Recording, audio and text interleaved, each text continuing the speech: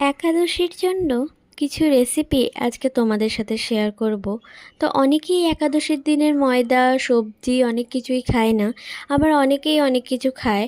তো যারা কিছু খায় না, তো তাদের জন্য ফল তো অবশ্যই মাস্ট। তার সাথে কি কি রেসিপি করা যেতে পারে সেটাই একটু দেখিয়ে দিই। তো প্রথমে আলু আর কলাটাকে মামুনি কিন্তু প্রেসারের মধ্যে সেদ্ধ করে নিচ্ছিল একটা একাদশীর পকোড়া বানানোর জন্য। এর মধ্যে কিন্তু নুন দিয়ে দিয়েছিল, কিন্তু এটাও সন্দক নুন। তারপরে বাদামগুলোকে কিন্তু আগে থাকতে ভিজিয়ে রেখেছিল। তারপর বাদামগুলোকেও কিন্তু প্রেসারের মধ্যে জল দিয়ে এটা কিন্তু সন্দক নুন দিয়ে কিন্তু সেদ্ধ করে নিয়েছিল। যারা একাদশী করে তারা কিন্তু জানে যে নর্মাল নুন কিন্তু ইউজ করা যায় না। তারপর আলু আর কলাটাকে ভালো করে পিষে নিয়ে তার মধ্যে কিন্তু কাঁচা লঙ্কার কুচি দিয়ে দিয়েছিল, আর তার মধ্যে দিয়ে দিয়েছিল এই সন্দক নুনটা। আর হচ্ছে সিংহারা আটা, এটা দেখতেই পাচ্ছ গণেশের এক ধরনের আটা।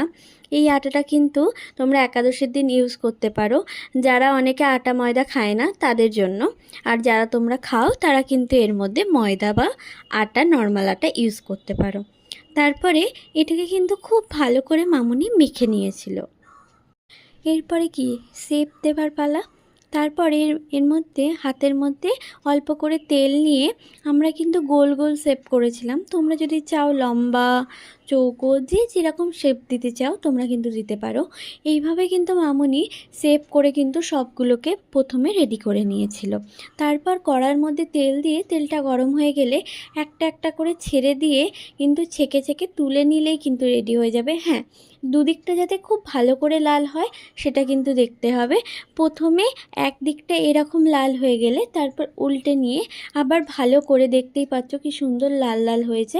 এরকম হলে কিন্তু তুলে নিলেই একটা টিস্যু পেপারের মধ্যে রেডি কিন্তু আমাদের একাদশীর পকোড়া। তো যারা খেতে পারো না তাদের জন্য খুব মাস্টলি এরকম করে কিন্তু তোমরা খেতে পারো। তারপর একটা কড়ার মধ্যে জিরে ফোড়ন দিয়ে দিয়ে তার মধ্যে লঙ্কাকে চিড়ে কুচি ফোড়ন দিয়ে তার মধ্যে আলুগুলোকে যেইভাবে তোমরা শেপ দিতে চাও দিতে পারো। আমরা এখানে আলু ভাজার মতো শেপ দিয়ে ওর মধ্যে দিয়ে দিয়েছিলাম। দিয়ে কিন্তু সামান্য পরিমাণে নেড়ে ছেড়ে ওর মধ্যে কিন্তু ওই সেদ্ধ করে রাখা বাদামগুলোকেও দিয়ে নেড়ে নাবিয়ে নিলেই কিন্তু আমাদের এইভাবে একাদশের একটা রেসিপি কিন্তু রেডি হয়ে যাবে।